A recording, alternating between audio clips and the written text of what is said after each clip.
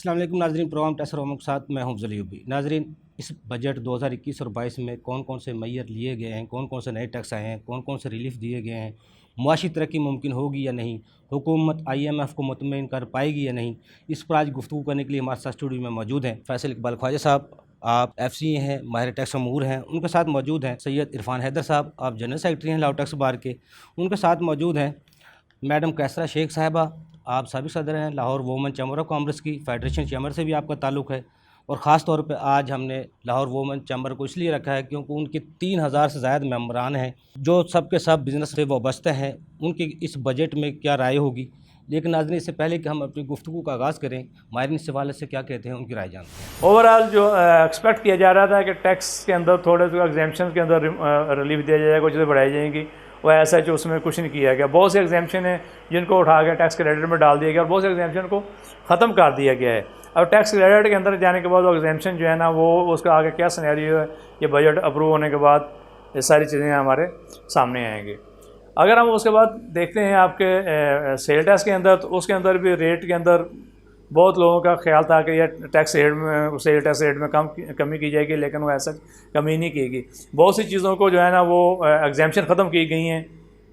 अब उसके अंदर अगर हम देखते हैं तो एग्री के जो प्रोडक्ट्स हैं, कुछ जो एग्स हैं या पोल्ट्री की और प्रोडक्ट्स हैं, वो पहले 6 शेड्यूल के अंदर शामिल थी जो कि एग्जाम्प्ट थी।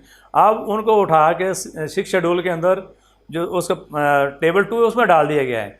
पहले उसकी इंपोर्ट और सप्लाई दोनों पे सेल टैक्स नहीं था, अब सप्लाई पे सेल टैक्स लग गया है, लेकिन एग्जाम्प्ट कर दिया गया और इंपोर्ट पे सेल टैक्स लगा दिया गया। तो अल्टीमेट उससे महंगाई बढ़ेगी, आपकी प्राइस फिर बढ़ेगी।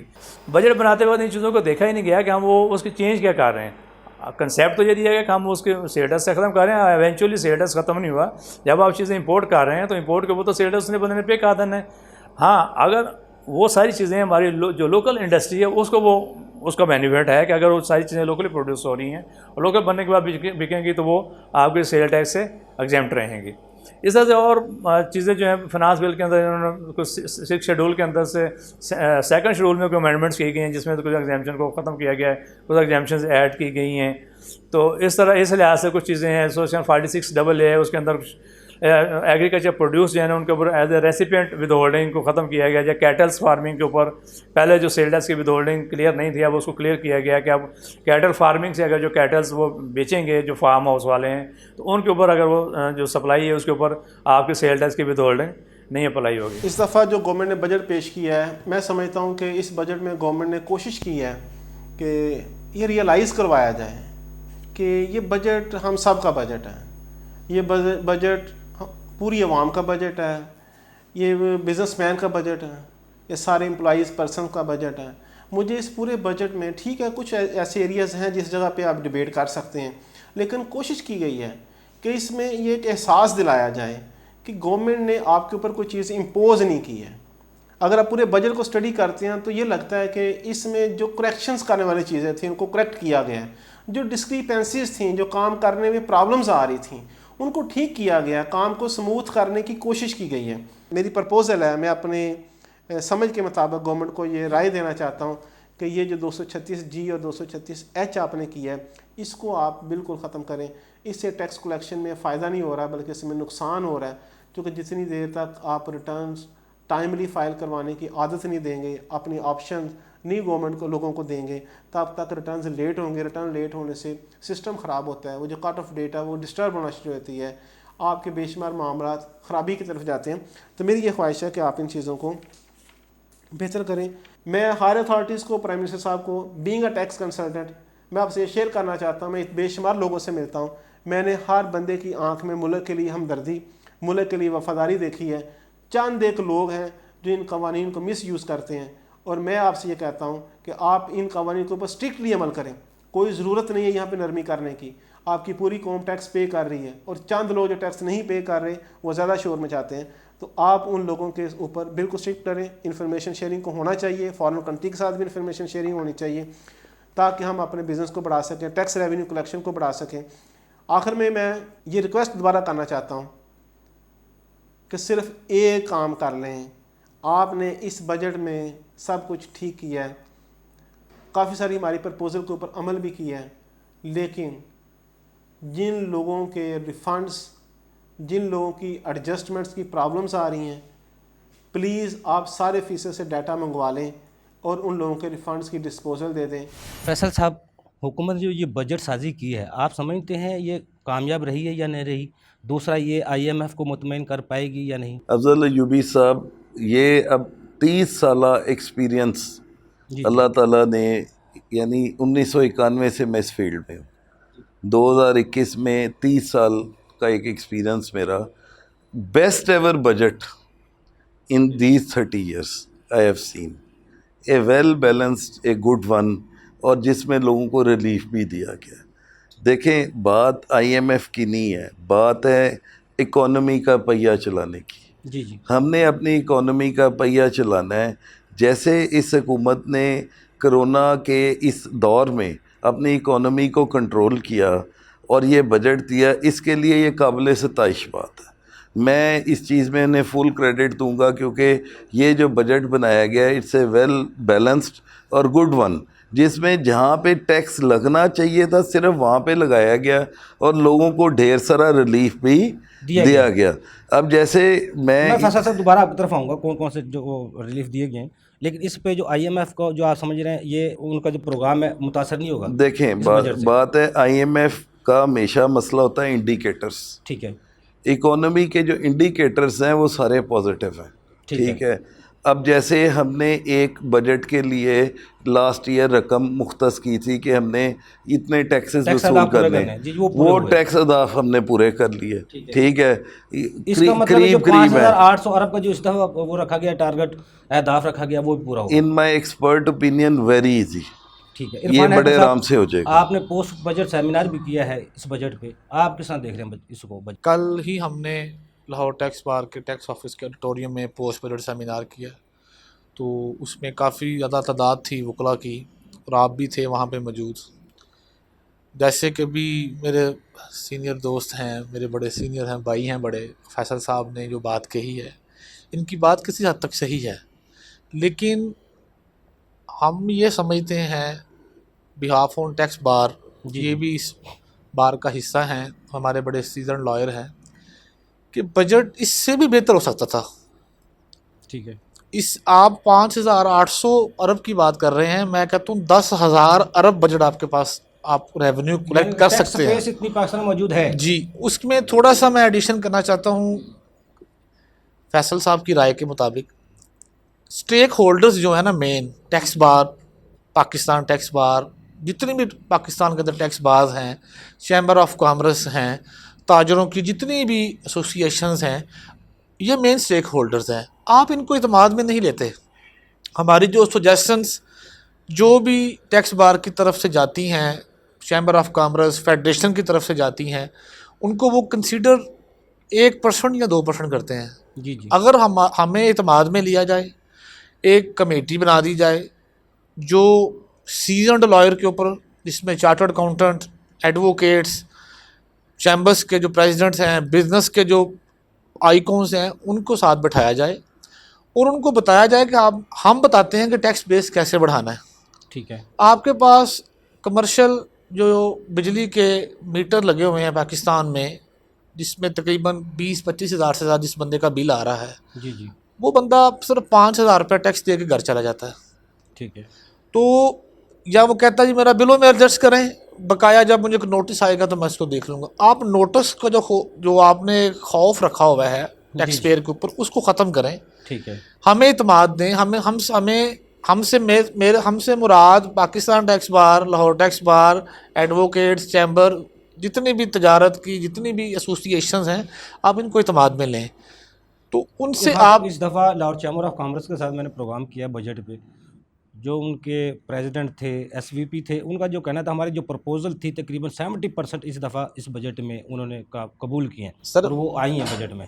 देखें, इसी बात को तो अभी फैसल साहब ने सेकंड कर रहा हूँ मैं, इसी फैसल साहब की बात को, कि जब भी आप chamber of commerce, advocates, Pakistan tax bar, Lahore tax बार, इससे मुतल्लिका बार्स को, जब भी आप इनकी सजेशंस को आप गौर करेंगे तो आपका टैक्स रेवेन्यू बढ़ना शुरू हो जाएगा। डायरेक्ट टैक्सेस पे भी आपके स्पीकर ने उस पर पूरे स्पीच की थी और डायरेक्ट टैक्सेस पे भी। जी जी।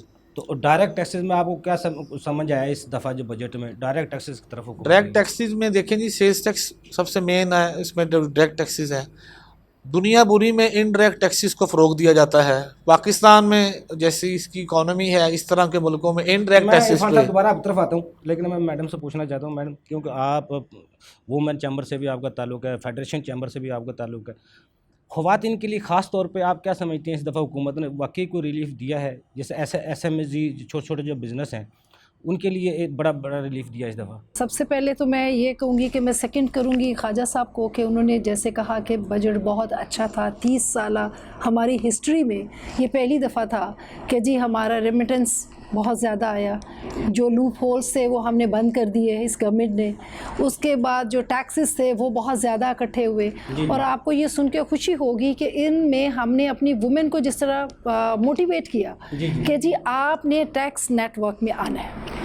जो हमारी गवर्नमेंट के साथ भी बात होती है और यही होती है कि आपने जो ऑलरेडी टैक्स दे रही हैं, जैसे मैं अपनी ब्यूटिशियंस की बात करूँगी, जो ब्यूटिशियंस हैं वो ऑलरेडी टैक्स दे रही हैं, लेकिन पिछले सालों में उनको बहुत ज़्यादा ये पिंच किया जा रहा था, उनको तंग किया जा रहा था। उनके देखिए किसी भी जो है प्रेमिसेस में, बिज़नेस प्रेमिसेस में इस तरह टैक्स के लोग आके बैठ जाएं और आते जाते लोगों से पूछें कि आपने क्या सर्विसेज दी, आपने क्या काम किया, आपका क्या है, तो वो एक हरासमेंट है।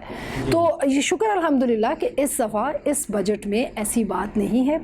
जैसे कि हमारे उन्होंने भी कहा, फाइनेंस मिनिस्टर ने भी कहा कि किसी किस्म की हरासमेंट नहीं होगी, लेकिन अगेन 203A जो है वो हरासमेंट में ही आती है।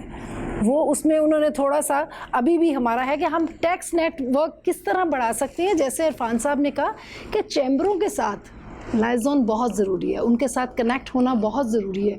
गवर्नमेंट के लोग नहीं, लेकिन जो आपके मेम्बरान हैं ख़वातीन जो बिज़नेस करती हैं, सबसे ज़्यादा शिकायत टैक्सेस के वाले से किस इशू, कौन से ऐसे इशू हैं जिनको उठाती हैं? डॉक्यूमेंटेशन बहुत ज़्यादा डॉक्यूमेंटेशन। देखिए अब आपने हम वुमेन कहती है कि आपने हमें पढ़ने बैठा दिया कि अब हम जो है पहले तो हम अपने लॉयर से कर लेते थे, अब आपने हर चेक को जो है वो ऑनलाइन उसका टैक्स करता है, तो वो तो शुरू से वो पढ़ने के लिए बैठ गई ना कि वो तो पहले उसके पास इतना टाइम तो नहीं है कि वो अपने बिजनेस को देखे या वो अपने टैक्स को देखे। ठीक है। तो ये जो है थोड़े से जो इस, लेकिन ओवरऑल जो बजट है उसकी मैं बताऊंगी कि अच्छा बजट है, लेकिन इसमें वुमेन के लिए जो जगह रखनी चाहिए थी वो कम है। जो जैसे कि मैं एक और बात मैं ये भी करना चाहूँगी कि सैलरी हजरात जो थे, क्योंकि हम भी चैम्बर में जो लोग अपने रखते हैं, एम्प्लॉयज़ रखते हैं, उन सारों को ये उम्मीद थी कि जी 20% जो है वो हमारी होगा, इस दफ़ा इजाफा होगा, लेकिन गवर्नमेंट ने क्योंकि 10% किया है तो ये सारी चीज़ें महंगाई के तनासब से किया ना 8%, अगर उसकी महंगाई की शरह है तो 10% उन्होंने सैलरी। लेकिन आप खुद भी सोच लेना कि अगर किसी की है 30,000 या 35,000 सैलरी है तो वो उसमें गुजारा तो नहीं होता। लेकिन पहली दफ़ा 14,000 से पहले जी सैलरी ज़्यादा नहीं मिलती थी, 20,000 जी मैं तो ये कह रही हूँ कि ये बजट जो है पिछले सालों से बहुत बेहतर है। जो उन्होंने अपनी हुकूमत में भी जो पेश कर रहे थे वो भी बहुत ज़्यादा है। ठीक है, फैसल इकबाल ख्वाजा साहब, जैसा मैडम कर रही थी, ये बजट बेहतर है। SMEs जो इंडस्ट्री है इस दफ़ा उसको उन्होंने बड़ा रिलीफ दिया है, यानी कि 10 करोड़ तक पॉइंट कितना 25% पे, और 10 से 15-25 करोड़ तक 0.5। लेकिन ब्रेक से बाद फैसल साहब आप जवाब लूँगा क्या रिलीफ है और वो किससे कौन कौन उससे मुस्तफ़ीद हो सकेगा। नाज़रीन, छोटा सा कमर्शियल ब्रेक, हमारे साथ रहिएगा।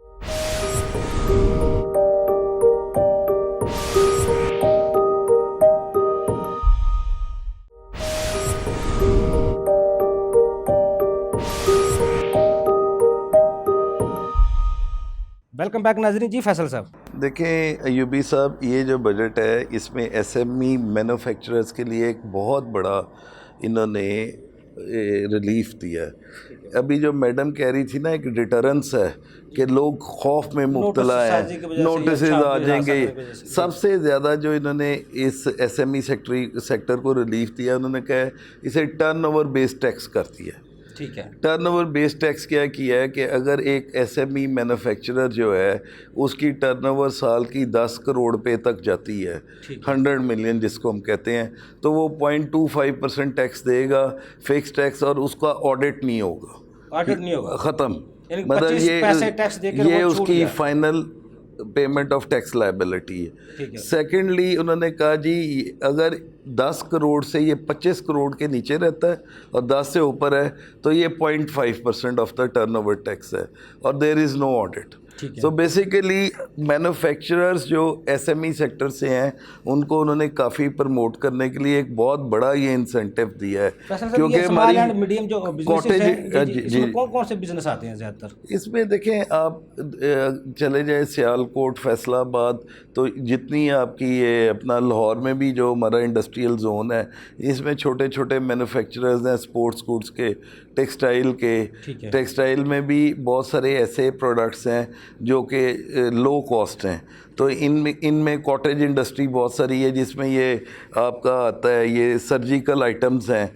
तो ये वो मैन्युफैक्चरर्स हैं जिनको हुकूमत ने एक बड़ा रिलीफ दिया है कि आप नो डॉक्यूमेंटेशन, आपने 0.5 पर 25% या 0.5% टैक्स दिया और वो फुल एंड फाइनल और है। ऑडिट से भी आप स्टेशन मिल गया आपको। एट द सेम टाइम इनमें से जो लोग डॉक्यूमेंटेशन रख रहे हैं जी। उनको हुकूमत ने नॉर्मल टैक्स रिजीम की भी ऑफर दी है कि ये ऑप्ट कर सकते हैं नॉर्मल टैक्स रिजीम में भी। 1% देकर वो नहीं, वो ये है कि इनकम का 7.5% टैक्स लगेगा अगर आपकी टोटल टर्नओवर 10 करोड़ से कम है। ठीक है। और अगर आपकी 10 करोड़ से 25 करोड़ के दरमियान है तो फिर टर्नओवर टैक्स आपका ये 15% हो जाएगा। ठीक है। और इसमें ये जो आपने ऑप्शन लेनी है ना कि आपने फिक्स टैक्स में आना है या नॉर्मल टैक्स में आना है, ये at the time of filing of return है। ठीक है। ये जब आप ऑप्शन ले लेंगे तो फिर अगले 3 साल आप इस ऑप्शन को बदल नहीं सकते। ठीक है। इसी तरह जो इसमें जो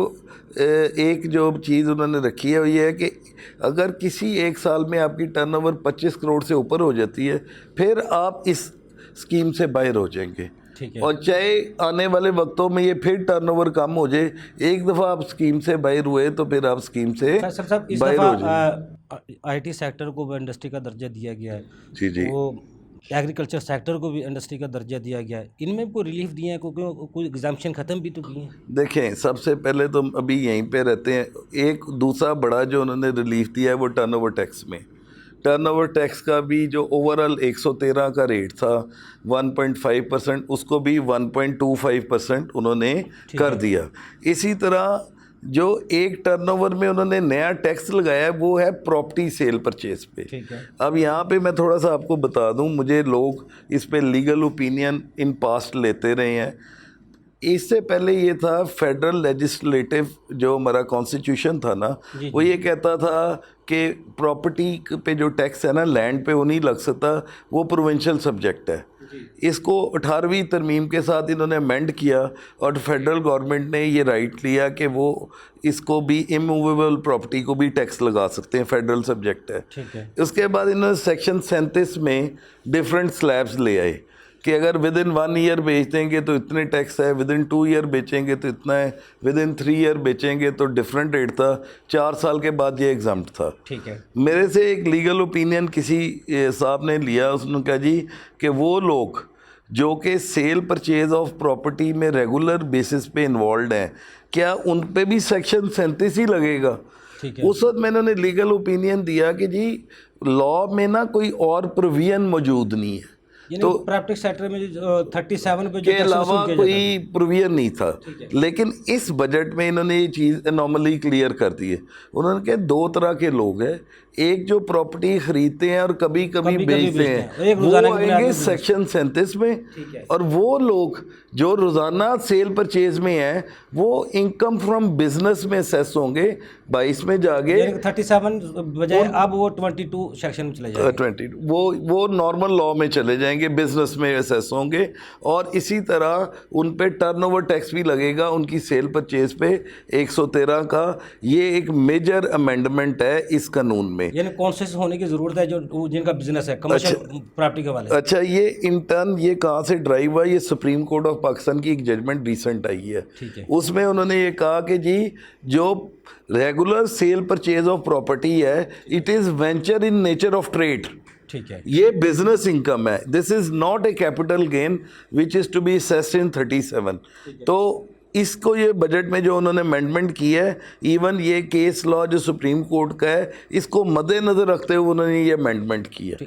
तो फिर 113 में जो एक और अमेंडमेंट आ गई वो ये आई कि अब प्रॉपर्टी सेल परचेज को भी 113(2)(a) नया सेक्शन वो ले आए हैं, जिसमें उन्होंने उसके ऊपर टर्नओवर टैक्स लगा दिया है 1.25%। वो भी जो रोजाना बिजनेस के तौर पे उसको बेचते हैं, खरीदते हैं। अब इसमें एक और एनॉमली है। एनॉमली क्या है कि डेवलपर और बिल्डर के लिए इन्होंने एक सेपरेट शेड्यूल दिया हुआ है, ठीक है, उसमें एक फिक्स रेट्स ठीक हैं। है। तो बेसिकली जब तक इस पे कोई सर्कुलर और गाइडेंस नहीं आएगी, जी। तब तक ये जुलाई के शुरू में सर्कुलर इशू होते हैं FBR के, जिसमें वो तमाम इम्पोर्टेंट प्रोविजंस की एक्सप्लेनेशन देते हैं। ठीक है, उसके बाद ये और क्लियर हो जाएगा।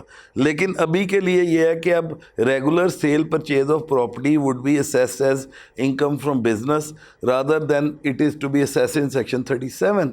सो ये एक मेजर चेंज है। अच्छा फैसल साहब, ये छोटे सा मेरा नाजरीन व्यूवर के लिए, ये कैपिटल गेन टैक्स होता है, ये वफाक ले सकता है? ये आप ले सकते हैं ना। पहले मैं यही तो बता रहा हूँ कि जब हम पुरानी किताबें पढ़ते थे ना, जब मैं स्टूडेंट था, उसमें ये लिखा होता था, मुझे अब याद नहीं है, constitution of Pakistan legislative entry थी 48 या 45 थी, जिसमें ये था कि लैंड जो है उसको फेडरल गवर्नमेंट टैक्स नहीं लगा सकती, वो प्रोविंशियल सब्जेक्ट है। देखें, जो भी लॉ बनेगा वो कॉन्स्टिट्यूशन ऑफ पाकिस्तान के ताबे है। ठीक है। अब मुझे माफ़ कीजिएगा अगर मुझे वो एंट्री एग्जैक्टली याद नहीं है, क्योंकि मैं ये पढ़ाता रहा हूँ टैक्स ना उस वक्त। लेकिन इन्होंने फिर अमेंडमेंट की कॉन्स्टिट्यूशन ऑफ पाकिस्तान में, ठीक है, और वहाँ पे इन्होंने फेडरल गवर्नमेंट ने ये राइट लिया कि वो इमूवेबल प्रॉपर्टी या लैंड को भी टैक्स लगा सकते हैं। फैसल भाई, मैं दोबारा आपकी तरफ आऊँगा, आपसे पूछना चाहूँगा जो IT सेक्टर किस तरह फ़रोग पाएगा और जो उसको इंडस्ट्री को दर्जा एग्रीकल्चर को दिया गया है वहाँ से किस तरह टैक्स क्रिएट होगा। लेकिन इरफान हैदर साहब, इस बजट में कुछ कदगन बता रही थी, कल आपकी लाहौर टैक्स बार की तरफ कुछ शिकायत भी आ रही थी लोगों की, इस बजट में ये टैक्स गलत हैं, 203A सेक्शन, उसके खिलाफ सरापा एहतजाज होंगे। आप क्या समझते, कौन कौन से ऐसे कानून हैं जिनके खिलाफ खड़ा होने की ज़रूरत है, एहतजाज करने की ज़रूरत है? 203A जैसा कि उन्होंने इंसर्ट किया है, ये प्रपोज्ड अमेंडमेंट है, इसमें सुनने में भी आया और न्यूज़ में भी ये चीज़ आई है कि फेडरेशन भी मिली है, चैम्बर्स भी मिले हैं, वकला की तंजीमों ने भी अपने अपने एनॉमलीज़ पे ऊपर इनको लिख के भेजा है। तो माइट भी कि ये अमेंडमेंट ख़त्म कर दें वो।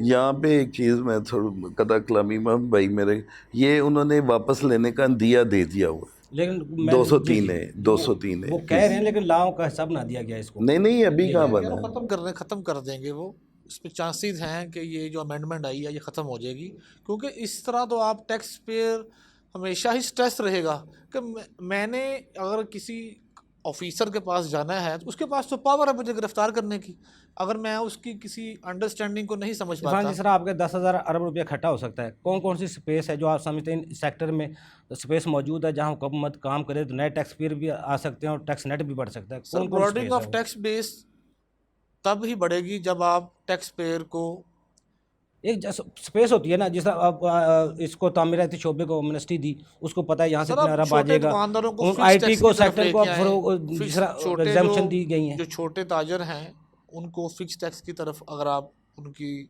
स्कीम देते हैं। अब प्राइस बॉन्ड आपने ख़त्म कर दिए सारे। जी, प्राइस बॉन्ड की जगह पर वैसे कोई स्कीम आनी चाहिए थी। जिनके पास थे, अल्टीमेटली गवर्नमेंट को इस पर टैक्स इकट्ठा होना था, ठीक है, लोगों ने अपने पैसे वाइट। अब 111(4) का जो सेक्शन है उसको आपने बिल्कुल मिनिमाइज़ कर दिया। पहले ये एक लॉ के अंदर मौजूद था कि आप फॉरेन रेमिटेंस मंगवाएंगे, आपसे सोर्स नहीं पूछा जाएगा। ठीक है, FATF ने आपके ऊपर कुछ पाबंदियाँ कदगन लगाई हुई हैं। 153 के कल एक ऑप्शन दी जा रही थी आपके टैक्स बार में, उस पर एग्जाम्पशन होनी चाहिए SMEs बिजनेस को फ़रोग पाने के लिए। जी, उस पर भी यही बात थी कि 153 के अगर उनके पास एग्जाम्पशन नहीं होगी तो अगर उनका टर्नओवर टैक्स जो आप लेना चाह रहे हैं और उसकी जो डिडक्शन है वो अगर ज़्यादा हो जाती है तो वो कहाँ जाएंगे? वो तो रिफंड की तरफ चले जाएंगे। सबसे बजट के हवाले से जो आपके पास प्रपोजल जो दोस्तों ने दी हैं मेंबरान ने, वो क्या है? कौन सी शिकायत है, कौन सी तजवीज़ बेहतर दी? काफ़ी ज़्यादा प्रपोजल आई हैं। इसमें ख्वाजा साहब से भी हम इंशाअल्लाह ताला इनसे भी कोऑर्डिनेट करेंगे, फैसल साहब से, कि हमें इस पे भी थोड़ा सा गाइड करें। देखिए, जो सबसे ज़्यादा इम्पोर्टेंट है वो तो 203A पे। जी, मैंने ख़ुद एक प्रेजेंटेशन ICAP से की है इसके ऊपर। I am member of the physical committee ICAP as well. तो मतलब इंडिविजुअली मेरी थोड़ी सी पहुंच थी, तो मैंने अपनी बात वहाँ तक पहुंचाई कि जी देखें, पहले ही there is a communication gap between the tax collector and the tax payer. ठीक है ये आप एक हरासमेंट क्रिएट कर रहे हैं। जी जी। ये जो 203A है ना, ये सिंगापुर जैसे जो एडवांस माशरे हैं, शायद आपको पता हो ना हो, सिंगापुर में टैक्स एवेजन की सज़ा मौत है। ठीक है, अब पहले आप उस लेवल के ऑफिसर्स लाए, उस लेवल का कल्चर लाए, जो मेरे फिर आप 203A जैसे लेके आए। मेरा सर्वे जो हुआ है ना बिहार में, वो 122A है ना, जो वो उसके ऊपर जब पहले तो नोटिस जाता था ना, और अब जो FIR है ना वो भी क्रिएट करके उसको बंदे गिरफ्तार किया जाएगा। जनाब पहले आप गिरफ्तार वही ना, टैक्स देना है कि नहीं ये देना? इंशाल्लाह वापस हो जाएगी, ये प्रोविजन वापस हो जाएगी मैडम, क्योंकि आपकी ख्वातीन का कुछ चैम्बर से ज़्यादा ताल्लुक पंजाब रेवेन्यू अथॉरिटी से है, क्योंकि सर्विसेज ज़्यादा हैं, बुटीक है, ब्यूटिशियन है, ब्यूटी पार्लर है, जो वट एवर जो बिजनेस छोटे छोटे जो करती हैं, तो आपको कौन से मसाइल हैं जो फेस करने पड़ते हैं सबसे ज़्यादा? जैसे भी इरफान भाई ने कहा कि टैक्स के लिए फिक्स होना चाहिए जो छोटा ताजर है। अगर छोटा ताजर में अगर वुमेन को भी लेते हैं, क्योंकि आपको भी यूबी साहब पता है कि आप ऑल ओवर द पाकिस्तान के इतने वुमेन चैम्बर्स बन गए हैं, इतने उनके मेंबर्स हैं, तो आप उनको फैसिलिटेट करें बजाय कि आप उनको हरास करें। अगर आप एक, जैसे भाई ने कहा कि जी कुछ अमाउंट पे, जो भी उनकी अमाउंट है, 10 लाख है, 20 लाख, 50 लाख, उसके ऊपर आप फिक्स कर दें कि जी इस 50 लाख के ऊपर वो इतना पे करें। जैसे वो भाई कह रहे हैं कि जी इन्होंने को 10 करोड़ पे कर दिए, तो इसलिए छोटे पे भी करें ताकि वो ग्रो तो करे। ये हमने, ये यूबी साहब ये बताऊं कि ये जो तजवीज़ है जो अभी भाई ने कही है, ये हमने पिछली दोनों गवर्नमेंट्स के साथ शेयर किया था, लेकिन बजट जो भी आता है उसमें हम अपनी पॉलिसी जो है वो कुछ ना कुछ अपनी रिकमेंडेशंस भेजते हैं। अनफॉर्चुनेटली क्योंकि पिछले कई सालों से, ये इस साल की तो नहीं बात है, कोई IMF अभी तो नहीं हमारे सर पे आई, इस गवर्नमेंट ने तो नहीं, हमारे पिछले कई सालों से IMF ही हमारा बजट बनाती है और हमारी तो कोई सुनी नहीं जाती। इस दफ़ा तो पहली दफ़ा है कि जी बिज़नेस कम्युनिटी की सुनी गई, बिजनेस कम्युनिटी की रिकमेंडेशंस को माना गया। उससे पहले तो वो तो कहते थे कि सुना ही नहीं था, कभी सुना वो ही शॉर्ट टर्म जो पॉलिसी है हुकूमत, उनके रिजल्ट असल लेकिन में अभी वसूल भी नहीं कर अगर जो है गवर्नमेंट के लिए ये है कि नेक्स्ट बजट आए तो उसके अंदर भी छोटे ताजिर के लिए फिक्स टैक्स होना चाहिए, स्पेशली वुमेन। अच्छा, हुकूमत को अगर तजावीज़ देना चाहें फिक्स टैक्स के अलावा, तो जो आपकी ख़वातीन हैं मैडम, जब आप उनको मेंबर बनाती हैं, जिस तरह लाहौर चैम्बर में जब तक कोई NTN होल्डर ना हो, उसके गोशवारे जमा ना हो, वो मेंबर नहीं बन सकता। क्या आपके चैम्बर में इस तरह का कानून है? वो NTN होल्डर होना उसके बगैर लाइसेंस तो नहीं मिल सकता ना। जी जी। उसके बगैर चैम्बर को लाइसेंस नहीं मिलता। चैम्बर की जो मिनिस्ट्री ऑफ कॉमर्स की जो रिकमेंडेशन, वो जो है रिक्वायरमेंट है, हमने उसके मुताबिक, जैसे कि लाहौर चैम्बर में है वैसे ही इधर है। इसमें यह है कि जब वो टैक्स पेयर जो हमारी ख़वातीन है, जो तो अच्छा बिजनेस कर रही है, उसका तो बहुत अच्छा टैक्स रिटर्न्स होते हैं, और जो स्मॉल लेवल पे हैं उनके डेफिनेटली हम उनको प्रमोट भी करते हैं, उनको अवेयरनेस भी देते हैं कि नहीं जी, आपने चाहे 10,000 डालें, 20,000 डालें, लाख डालें, आपने अपने आप को टैक्स पेड बनाना है। तो अल्हम्दुलिल्लाह हमारी बहुत सारी मेंबर्स जो हैं वो भी हम आपके साथ लिस्ट शेयर करेंगे। बिजनेस करने में ख़वातीन आज़ाद हैं पाकिस्तान में? बिल्कुल माशाल्लाह। नहीं जी, अब माशाल्लाह मैं आपको यही तो कह रही हूँ कि 20-25 तो हमारे चैम्बर बन गए हैं, वुमेन चैम्बर। तो जब आपके वुमेन चैम्बर बनते हैं तो आपकी अब डायरेक्ट अप्रोच है कि आप प्राइम मिनिस्टर के साथ बात कर सकती हैं, आप गवर्नर के साथ बात कर सकती हैं, आप CM के साथ बात कर सकती हैं। तो ये हमारे लिए बहुत अच्छी अपॉर्चुनिटी है। अचीवमेंट है आपकी। फैसल इकबाल ख्वाजा साहब, पहले एक टैक्स में हमारे गिफ्ट का भी रवाज है, उसको गिफ्ट अपना प्लाट कर दिया, गाड़ी भी गिफ्ट कर दी, कुछ चीज़ें गिफ्ट कर दी, लेकिन इस बजट में कुछ तब्दीलियाँ लाई गई हैं, वो क्या है? लेकिन ब्रेक से बाद आप जवाब लूँगा। नाज़रीन, छोटा सा कमर्शियल ब्रेक, हमारे साथ रहिएगा।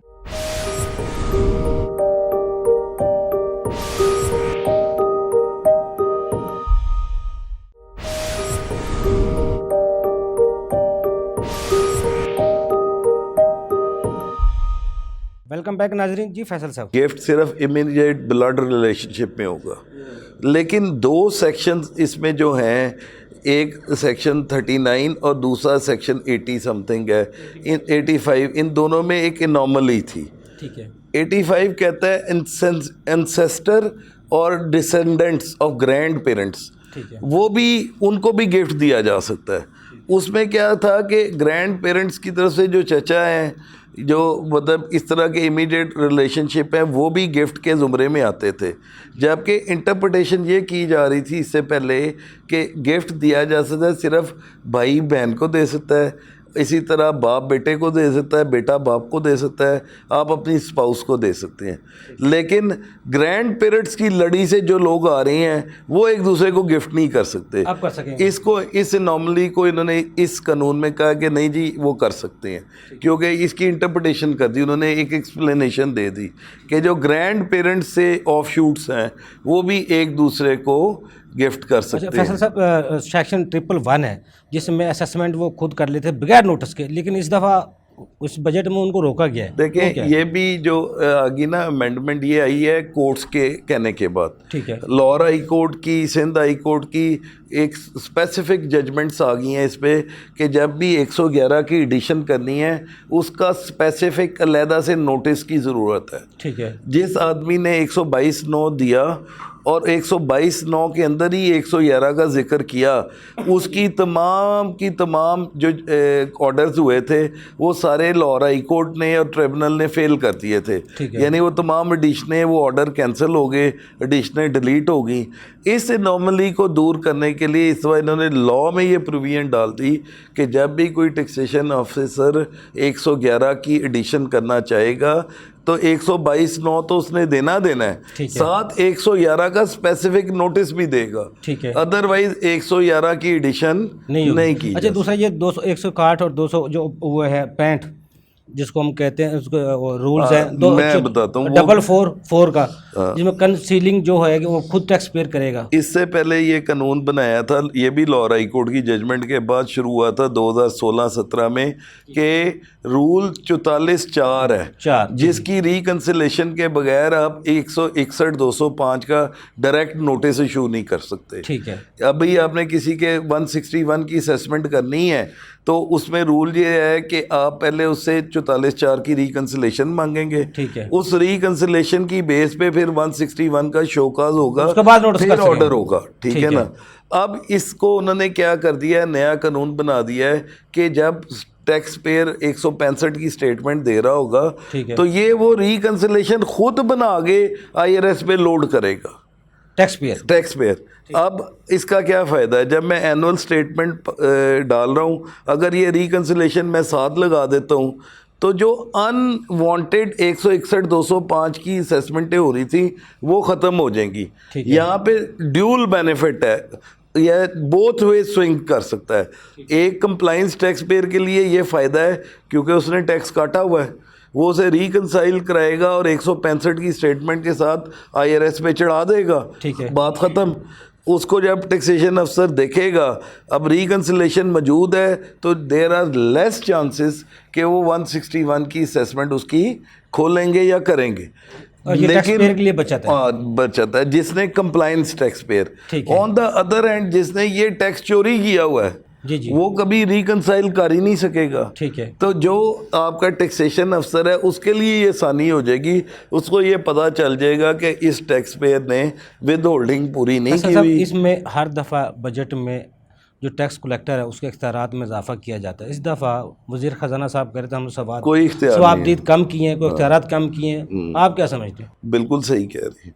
काफ़ी चीज़ें उन्होंने सिंप्लीफाई कर दी हैं कि जो सवाबदीदी इख्तियारात थे उनमें काफ़ी कमी है, लेकिन जो असल में प्रैक्टिकल है वो अदरवाइज़ हो जाता है। जैसे मैं अभी की बात कर लेता हूँ, वर्कर वेलफेयर फंड की एक सुप्रीम कोर्ट की जजमेंट आई। ठीक है। उसका 3 दिन पहले से ये लाहौर में जितने हमारे टैक्स हाउसेज हैं उन्होंने एक नाजायज़ इस्तेमाल शुरू किया हुआ है। ठीक है। मेरी वर्कर वेलफेयर फंड की सारी लाइबिलिटीं ये वसूल कर चुके हैं मुझसे। ठीक है। चाहे वो मेरे एडवांस टैक्स में से वसूल कर चुके हैं, चाहे वो मेरी डायरेक्ट पेमेंट से वसूल कर चुके हैं, चाहे वो मेरे रिफंड में से एडजस्ट हो चुकी है।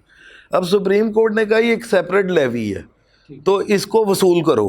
ठीक है। अब सुप्रीम कोर्ट ने ये तो नहीं कहा कि जिससे वसूल कर लिया हुआ है उससे भी दोबारा वसूल करो। तो नोटिस ये आ रहे हैं कि जी आपका जो रिफंड है वो अलहदा से आपको पेएबल है, ये वर्कर वेलफेयर फंड भी अलहदा से जमा करवाएं। जबकि मैं 2014, 15, 16, 17, 18, 19, 20 तक का वर्कर वेलफेयर फ़ंड पे कर चुका हुआ हूँ जब मेरी असेसमेंट हुई।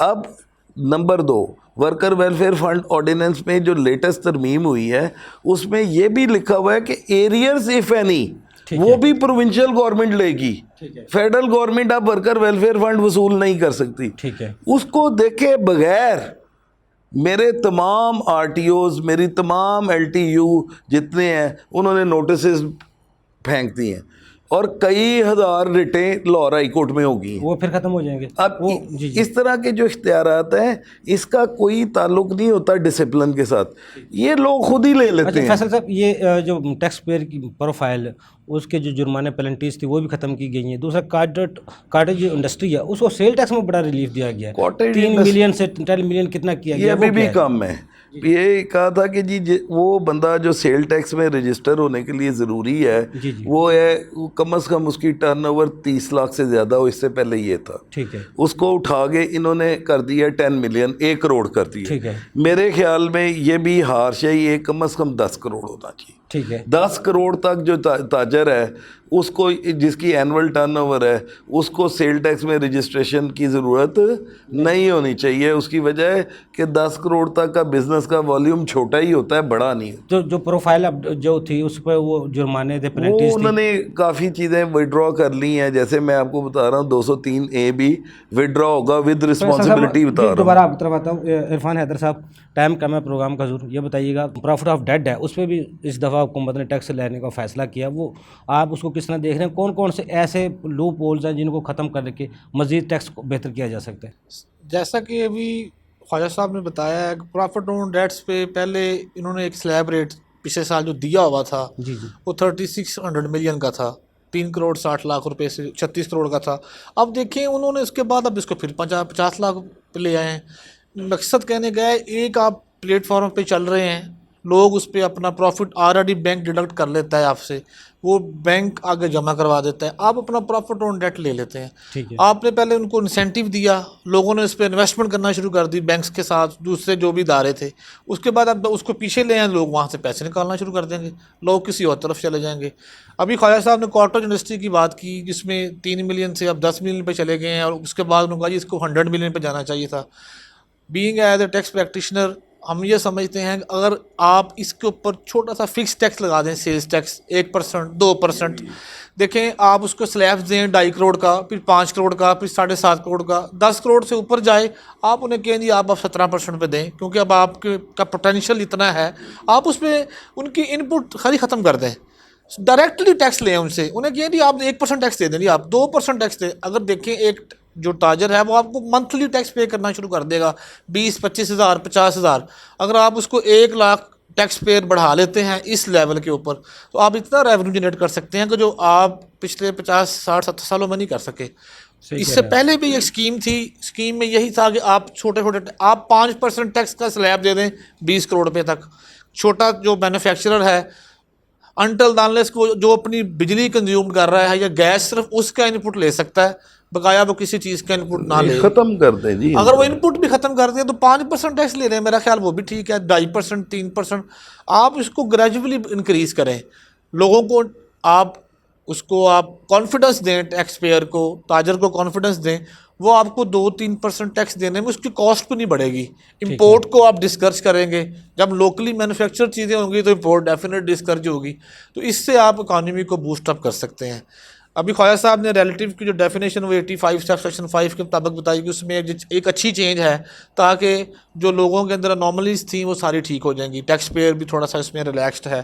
कॉटेज यूनिवर्सिटी के बाद अब रूल 44 सब सेक्शन 4 की भी इसी तरह बात की, उस पर मैं ये समझता हूँ कि इनको जो चाहिए टैक्स पेयर के साथ उनको भी थोड़ा सा इंसेंटिव दें कि सारा काम टैक्स पेयर नहीं करना है या एडवोकेट्स नहीं करना है, तो जो आपके ऑफिसर्स हैं वो अच्छा, क्या इस कर दफ़ा रहे हैं? इस दफ़ा अभी जून है तो मैंने सुना है इसका रिटर्न का ड्राफ्ट आ गया है। जी ड्राफ्ट आ गया है, उसके ऊपर वर्किंग इसका हो मतलब रही है। जो वज़ीर ख़जाना साहब कह रहे थे इस दफ़ा आपको रिटर्न सादा मिलेगी, जल्द मिलेगी, ये बिल्कुल। कन्फर्म बात आपको लग रही है? 1 पेज की रिटर्न भी उन्होंने इसमें बताई है कि हम ड्राफ्ट दे रहे हैं 1 पेज की रिटर्न का ही, ताकि आपको आसान और सादा जो रिटर्न है वो दी जाए।